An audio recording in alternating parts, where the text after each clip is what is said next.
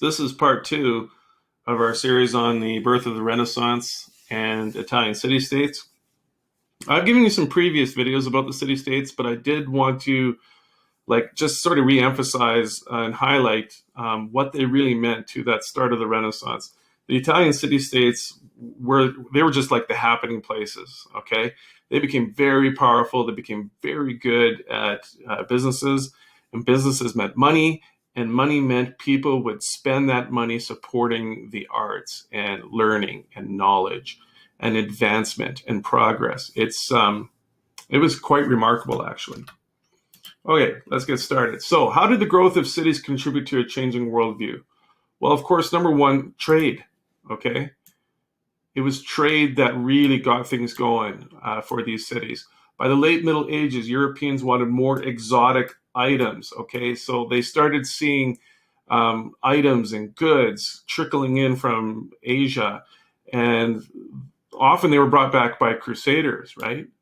These returning soldiers that didn't die in the Crusades, they would bring back these more weird-looking goods or weird-tasting food, and so that created a demand for it. Many of the cities that grew up were port cities. Okay, so in this case, we're talking about Genoa and Venice. Now, Florence was located in the interior, like Edmonton. Edmonton is not a port city; it's not located on the coast. But Genoa and Venice were. Some people established businesses to provide goods for city residents. Yeah, smart idea, become a merchant. Industries began to specialize in goods and trade. So we're talking about guilds here, okay? Guilds. You might want to think of them like modern day unions. There would be a guild for craftsmen, let's say woodworkers. There'd be a guild for blacksmiths. There'd be a guild for leather workers, okay? So guilds were workers, tradesmen and craftsmen getting together and ensuring that they could have some power. Workers began to find and create jobs that were not part of the feudal system. So these peasants and serfs that could now be choosy about what they did, they kind of left the feudal system. They were like, we're not working that noble's farmland anymore. We're not going to work in agriculture, farming and growing crops. Let's strike out on our own and let's go to the city. Some communities became so prosperous and powerful, they became city-states, okay? Individuals began to feel a sense of belonging to their larger communities. So someone like a citizen of Venice would say, I'm a Venetian. Someone who lived in Genoa or Florence would feel like they belong to those cities. It's much like us saying, I'm an Edmontonian, right? Or someone's a Calgarian or a Torontonian or a New Yorker. Okay, so urbanization. Still struggling a little bit with this highlighter thing, but I like it. Urbanization. Many of the peasants thought that they could find safety and work in the cities. Okay, safety and work in the cities. Yeah, that wasn't always true initially, especially during the medieval period, right? Remember how towns and cities were filthy?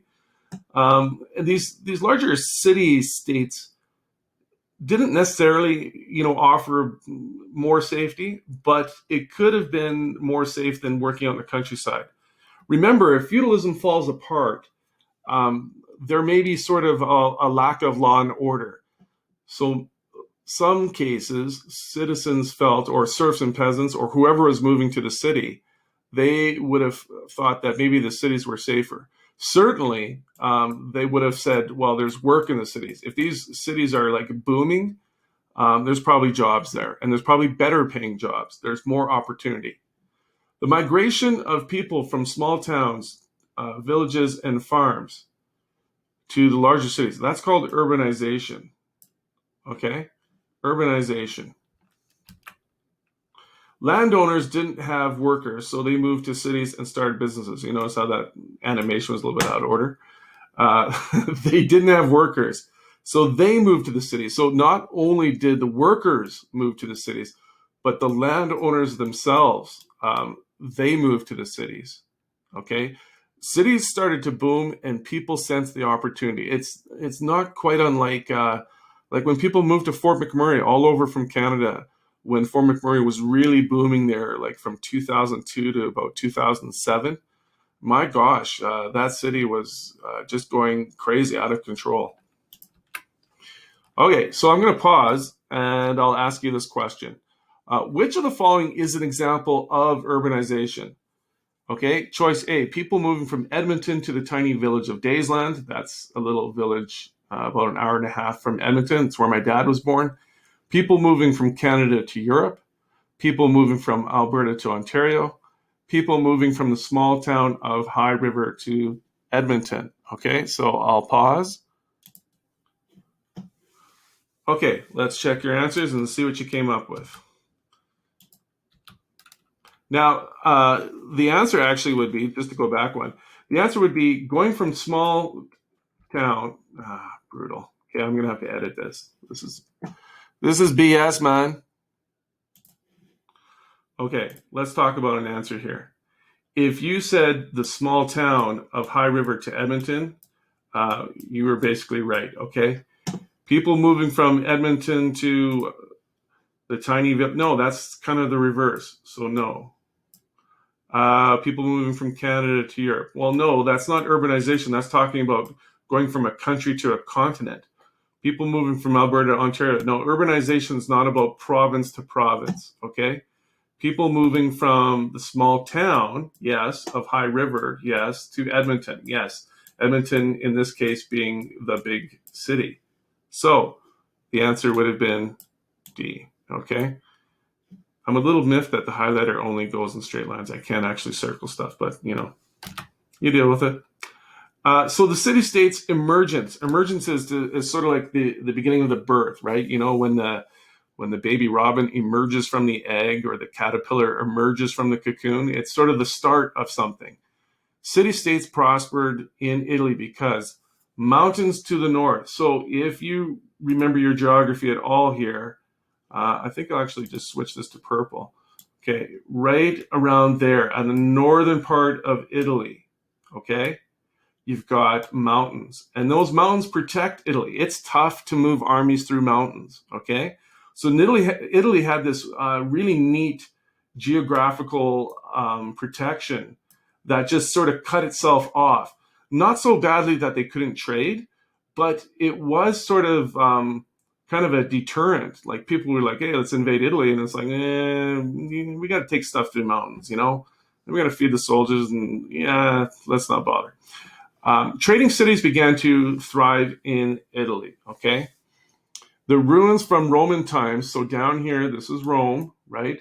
People were reminded, just even walking down the streets of Rome, you'd see the ruins of the Colosseum. And they were reminded of how inspiring it was to have a republic, the Roman Empire. It's no shock that the Renaissance began in Italy for lots of reasons, but you also have to remember that was also the center of the Roman Empire. They were surrounded by reminders of how great their society was at one point, right? They controlled a vast amount of territory. So people were getting re-inspired to do greater things. The feudal system was not strong in Italy due to an urban lifestyle. So what we're saying is, unlike other places like in France or parts of Germany, Italy was already a little bit ahead in terms of centering people's lives around towns. That's not to say that Italy didn't have farming. It did, and it still does. And it did during the Renaissance. But the feudal system was not quite as strong in Italy as it was in other parts of Europe, okay? And then something else happened. You got to remember something else about Rome. Rome is also where the Pope lives. Now, what he did, there was a dispute and there was fighting, and long story short, he left Italy. Okay, so he was like, and he went like this way. He went to France, okay? There, that's the Pope going to France. So he leaves Italy, and what does that do? That weakens the church, okay? Instead of the church getting all up in people's businesses and in their face, well, the Pope is left. He's living in a different country.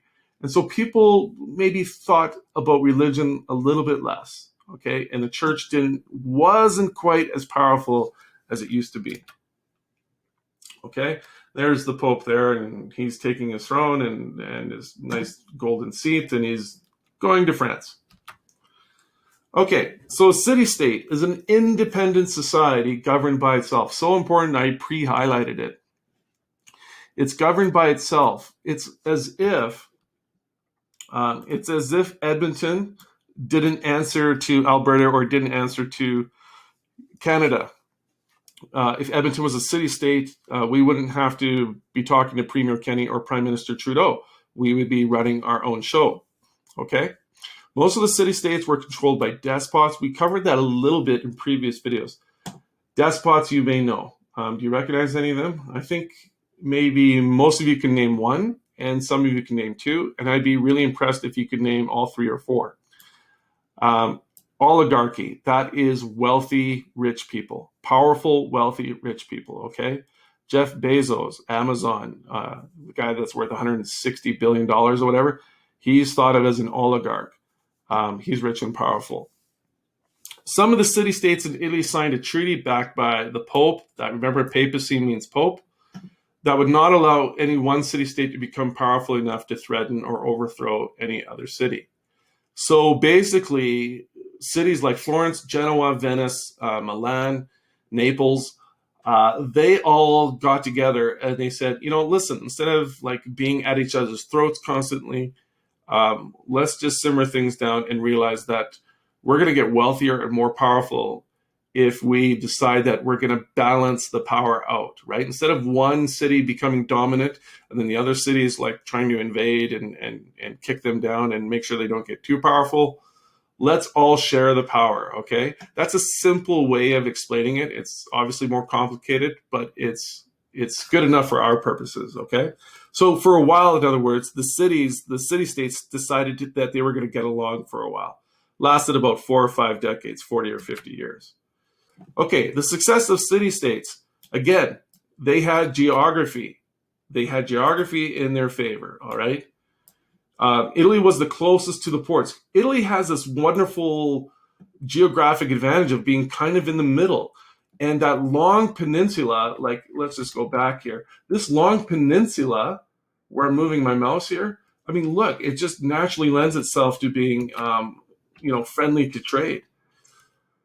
Also, remember, spelling there, Mr. Smith, Italy was naturally protected by those mountains, okay? They were naturally protected by the mountain ranges in the north. I'm talking about in the north. Okay, climate. It was milder than other places, okay? Meaning the trade travel was not interrupted by harsh winters, all right? Can you imagine trying to trade during the Renaissance or the medieval ages in Canada, and your horses, if you have horses, and your team of traders, your caravan has to constantly go through chest-deep snow? I mean, that would suck, all right? It's tough to trade during bad weather. It's tough to trade during the winter. But Italy, not so bad. Nice little mild Mediterranean climate. Their trade travel was not that bad, okay? Also, longer and warmer growing season meant more variety and better quality crops, okay? Leadership. Northern Italy was a collection of there it is, that word, independent. Okay, they don't have a king or a queen running their show, or an emperor for that matter. They had their own armies, they had their own governments, and they had lots of wealth. Florence, Venice, Genoa, and Milan grew into the wealthiest, richest trading, business, and banking centers of Europe. They made so much money, they had to actually invent modern banking. That's how well they did, okay? They got some of those merchants and noblemen in those cities got so wealthy. They're like, we can't shove this money under our mattress and sleep on it. We actually have to have a bank. Okay. Social organizations. Feudalism did not have as large an impact in Italy as the rest of Europe. Okay. So just to give you a couple of maps here. Here is Venice. Just to do a quick highlighter. There's Venice. Okay, there's purple, Genoa. Okay, and green, there's Florence. Okay, notice Florence is not located on the coast. Nevertheless, they had a lot of interior to trade with. Okay, they became very powerful. Remember that Florence became the center of textiles and wool. Okay, same basic map. I just thought the writing was a little bit clearer. Okay. This is the Adriatic Sea here, by the way. That's the Adriatic, okay? That's what Venice controlled. Okay, as you can see, we're at the end of part 2. I hope you enjoyed this Ed puzzle. I'm getting a little bit better at using this new tool of the highlighter, but stay tuned. We'll start part 3. Okay, see you soon.